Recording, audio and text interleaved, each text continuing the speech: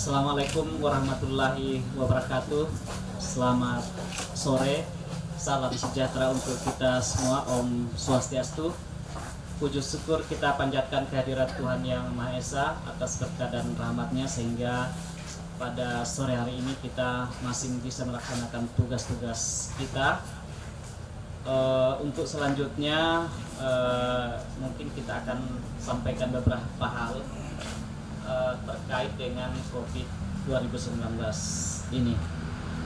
Bapak Ibu, saudara-saudara masyarakat Kabupaten Parigi Motong yang kami hormati, pertama-tama kami ucapkan terima kasih kepada Bapak Ibu masyarakat Kabupaten Parigi Motong, yang mana masyarakat kita merupakan masyarakat yang sudah sangat patuh terhadap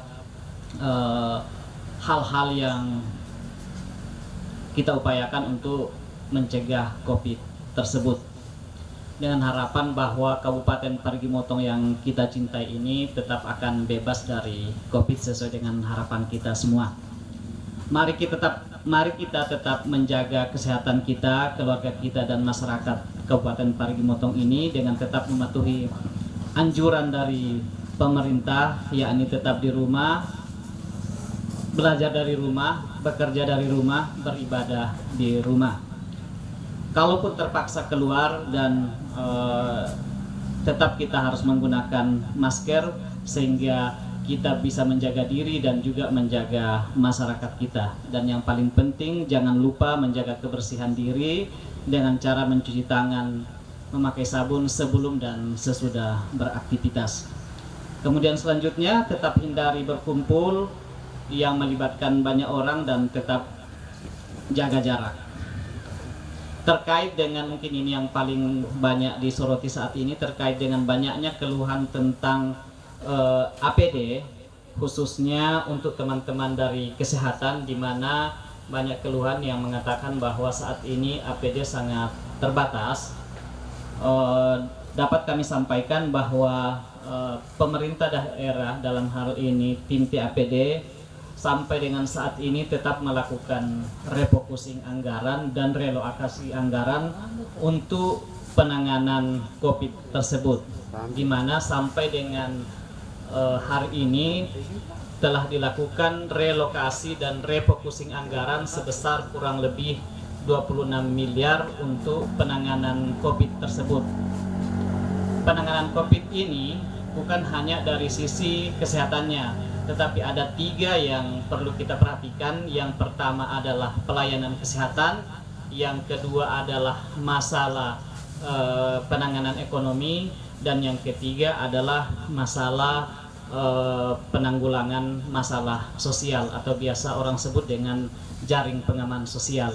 Sehingga ketiga-tiganya itu perlu mendapat perhatian. Dalam hal ini pemerintah daerah sangat-sangat konsen terhadap 3 komponen tersebut, di mana dana yang telah dilakukan refocusing itu meliputi untuk pelayanan kesehatan, kemudian untuk penanganan ekonomi, dan untuk jaring pengaman sosial. Terkait dengan refocusing tersebut, ada 2 bentuk yang telah kita lakukan. Yang pertama, realokasi di dalam OPD-nya, kemudian yang kedua adalah refocusing yang kita lengketkan di belanja tak terduga, sehingga nantinya OPD ataupun OPD manapun yang membutuhkan itu dapat langsung ke tim anggaran pemerintah daerah, dalam hal ini keuangan. Bapak Ibu masyarakat Kabupaten Parigi Motong yang saya hormati, kami ini ada berempat. Yang pertama, saya Irwan SKM MKes selaku juru bicara, kemudian ada Dr. Muhammad Mansur yang merupakan dokter ahli dalam yang paling senior di Kabupaten Parigi Motong, kemudian ada Ibu Wulandari SKM yang merupakan kepala bidang pencegahan penyakit dari Dinas Kesehatan Kabupaten Parigi Motong, dan yang satu lagi adalah Ibu Purniati SKM. Beliau ini adalah merupakan surveillance di Dinas Kesehatan Kabupaten Parigi Motong yang paling berperan dalam mengumpulkan dan menganalisa data terkait dengan COVID tersebut. Untuk selanjutnya mungkin saya persilahkan kepada Bapak Dr. Mansur selaku dokter ahli dalam yang banyak tahu tentang COVID tersebut, sehingga diperlukan adanya edukasi dari beliau sehingga masyarakat kita dapat memahami tentang bagaimana COVID tersebut. Kepada dokter kami persilakan.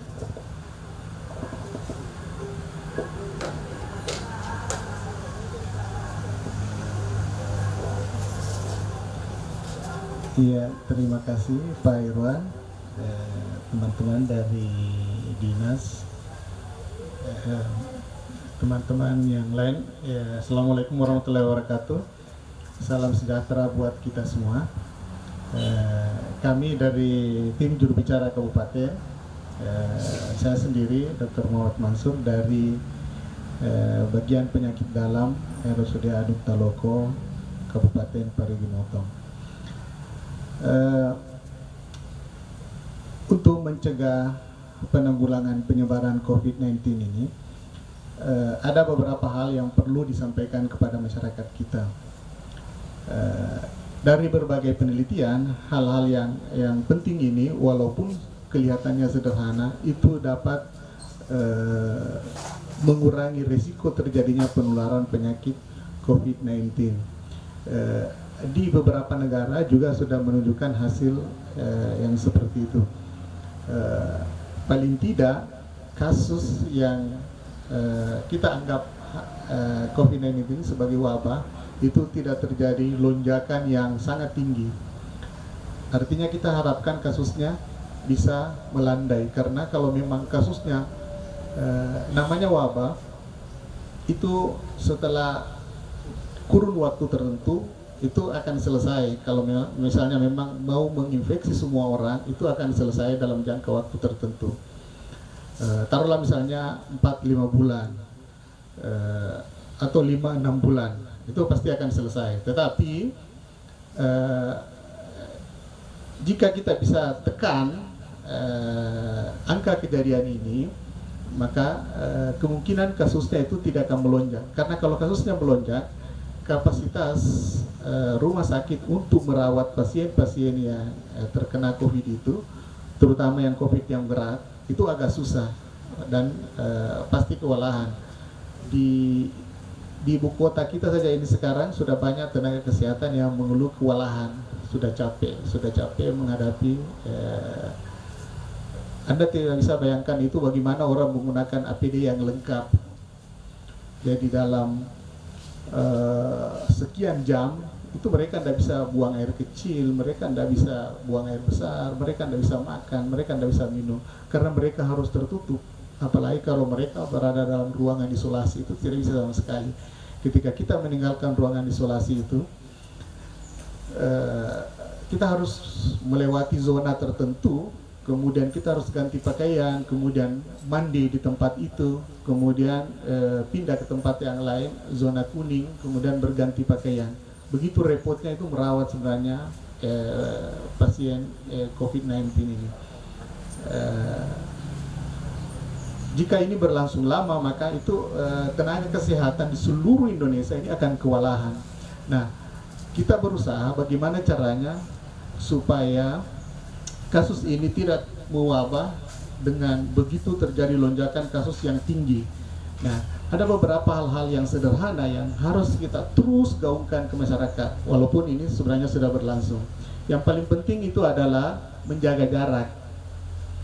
Penyebaran COVID-19 itu melalui droplet infection. Ada dua sebenarnya, itu droplet infection, dan droplet itu melalui tetesan atau tetesan air yang kita keluarkan pada saat kita batuk atau bersin. Dan yang kedua melalui kontak droplet. Jadi kalau misalnya seorang pasien COVID, mereka batuk, mereka mengeluarkan droplet, dan misalnya terkena meja ini dan belum kering, kemudian misalnya kita atau mereka misalnya tahan dengan mulut, dengan tangannya seperti ini, dan belum kering, kemudian misalnya kita berjabat tangan, maka droplet yang dia tertinggal tadi itu bisa pindah ke pada saat kita jabat tangan. Kita tahu bahwa pada saat bersin itu pasien itu bisa mengeluarkan jutaan virus COVID-19 pada saat sekali batuk atau sekali bersin. Nah, itu hanya karena kita tidak bisa lihat secara langsung. Itulah yang menyebabkan mudahnya penyakit ini berpindah dari struktur protein juga yang dimiliki oleh COVID-19 ini. Itu juga menunjukkan bahwa katanya makin banyak struktur proteinnya yang baru, karena ini juga sebenarnya mutasi virus corona ini adalah mutasi dari virus lain, SARS-CoV, ada yang menghubungkan dengan SARS-CoV sebelumnya itu. Makin mudah berpindah, tetapi ada satu kelemahannya, yaitu adalah mereka mudah lisis, mudah envelope-nya itu mudah pecah dengan sering mencuci tangan, terutama dengan menggunakan deterjen. Terkait tadi dengan social distancing, kita sampaikan kepada masyarakat bahwa perlunya jaga jarak. Jadi jaga jarak dengan orang lain. Kita tidak pernah tahu dengan siapa kita bersentuhan. Ada video yang saya terima dari teman, ada 15 orang di satu isolasi, kalau saya lihat ini videonya di Makassar, semua positif swabnya, tapi gejalanya tidak ada. Mereka hanya dilakukan isolasi secara mandiri. Mereka diwawancara satu-satu apa yang mereka rasakan, dia sampaikan tidak ada apa-apa. Jadi ini yang disebut dengan OTG, dan orang yang seperti inilah yang menjadi sumber penyebaran yang cepat sekali ketika kita tidak bisa menjaga jarak. Kenapa di Jakarta insidensinya begitu cepat wabahnya? Karena di Jakarta itu kerumunan begitu banyak. Kita naik bus, kita naik kereta, kita masuk mall, itu kerumunan itu begitu banyak. Pada saat itu mereka misalnya bersin, satu orang bersin, dia bisa menyebarkan ke satu ruangan ini. Dan itu yang banyak ditemukan selama ini, klaster. Ada beberapa, ada istilah klaster A, klaster B, yang kita sering dengar selama ini. Jadi pemahaman yang perlu disampaikan kepada pentingnya menjaga jarak. Kalau toh mereka misalnya harus keluar belanja ke pasar, jaga jarak dengan penjual, jaga jarak dengan orang lain, jaga jarak dengan siapa saja mereka yang ada di sekelilingnya. Itu minimal bisa mencegah transmisi droplet infection. Kemudian hal yang paling sederhana sekali yang disampaikan adalah cuci tangan. Cuci tangan ini begitu pentingnya. Ada penelitian bahwa dia bisa menurunkan angka kejadian di suatu daerah itu begitu besar ini begitu besar angka kejadian COVID dia bisa turunkan. Terutama tadi adalah untuk mencegah terjadinya kontak droplet. Ada kasus yang pernah saya baca bahwa ada satu pasien yang tidak pernah berhubungan dengan orang lain, tidak pernah berhubungan dengan siapa saja kecuali satu penjual sayur, tapi orang tersebut menderita COVID-19. Setelah ditelusuri, di tracing, si penjual sayur ini negatif, dan kesimpulan terakhir bahwa ibu rumah tangga ini yang tidak pernah berhubungan dengan siapapun, disimpulkan bahwa mereka mendapat COVID-19 itu dari uang yang misalnya kalau dia belanja sama si tukang sayur tadi ini, uang yang kemungkinan mengandung droplet infection itu yang dia pegang. Nah, dari situlah pindah ke tangannya, kemudian mereka menyentuh mukanya sendiri. Tempat masuknya kuman itu ada di mukosa, terutama di hidung, mulut, dan mata. Jadi disampaikan kepada masyarakat, jika belum cuci tangan, jangan sama sekali menyentuh wajah. Jangan sama sekali menyentuh wajah, karena disitulah tempat masuknya ini penyakit. Jadi istilahnya di mukosa. Mukosa itu banyak sebenarnya, ada di mata, ada di hidung, ada di mulut, di telinga juga sebenarnya ada mukosa.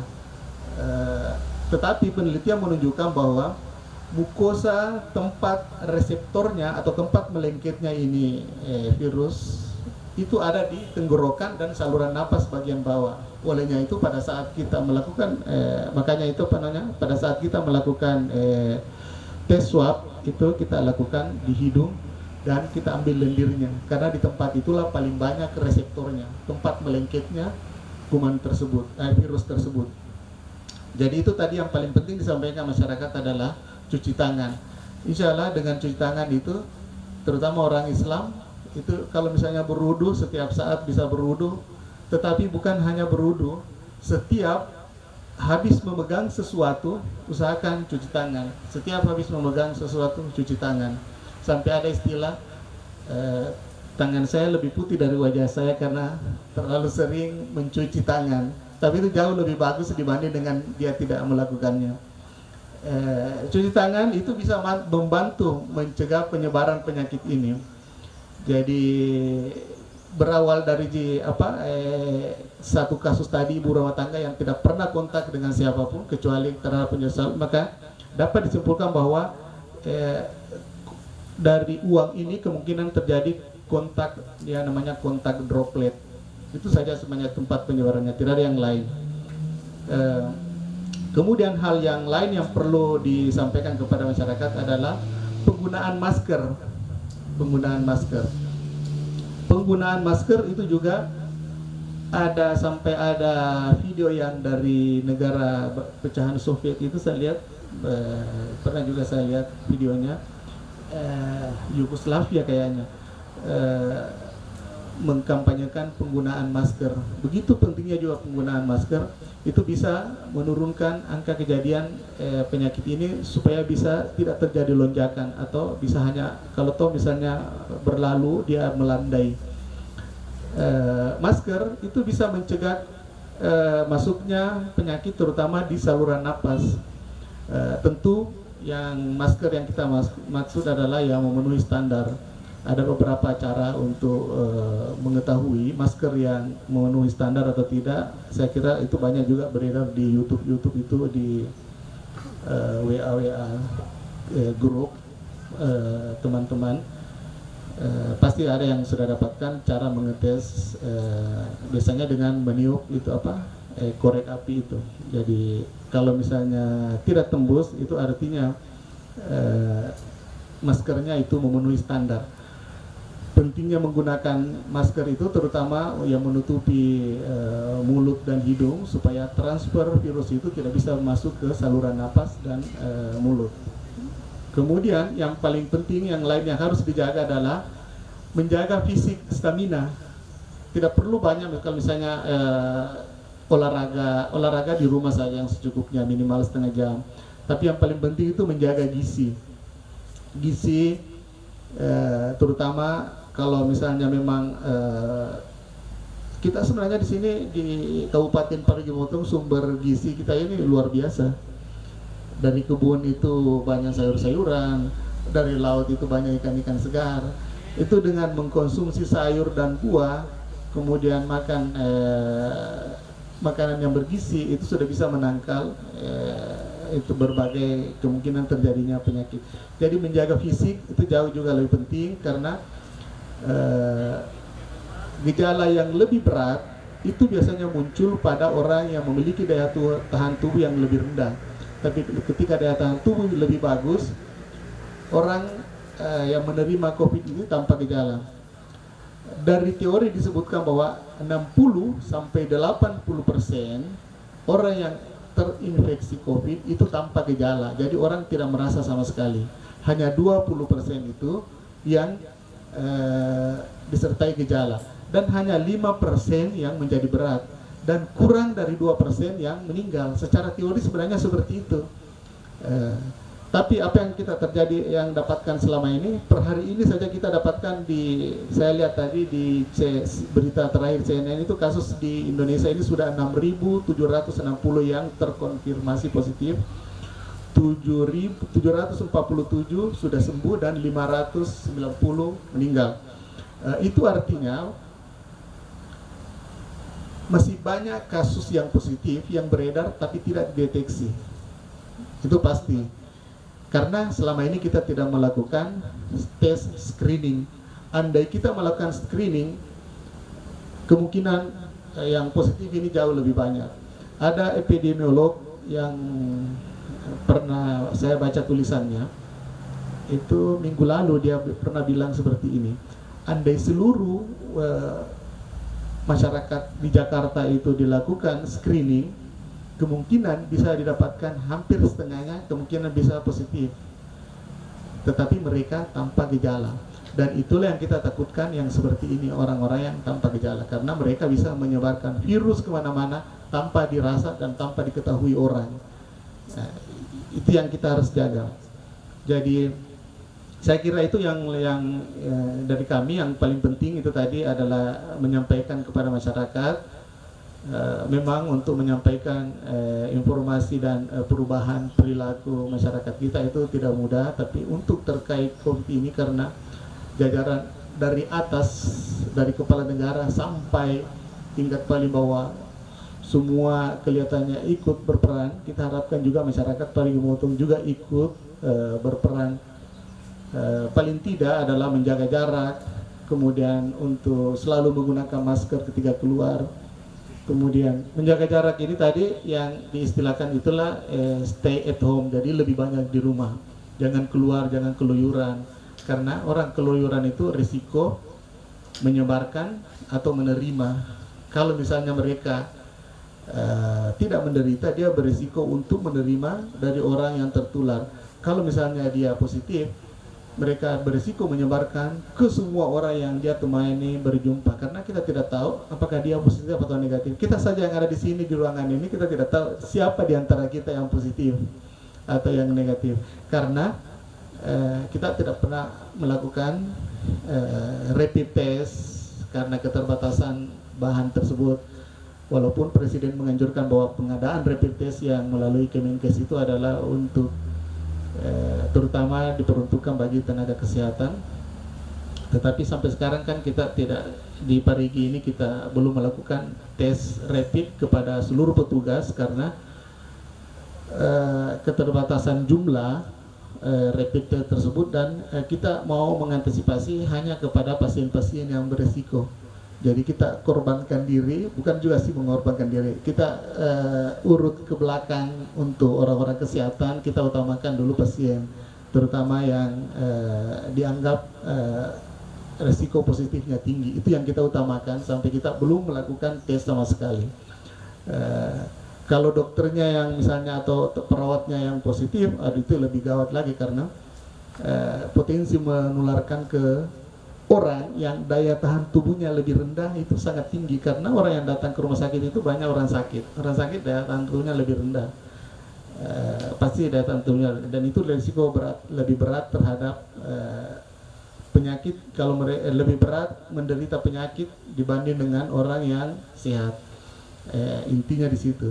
Jadi itu tadi yang penting adalah disampaikan sama masyarakat untuk tetap menjaga jarak, social distancing, dengan tetap di rumah, kemudian selalu cuci tangan setiap saat habis menyentuh apapun, cuci tangan, kemudian selalu menggunakan masker jika harus keluar, kemudian jaga stamina fisik dengan gizi yang cukup dan seimbang.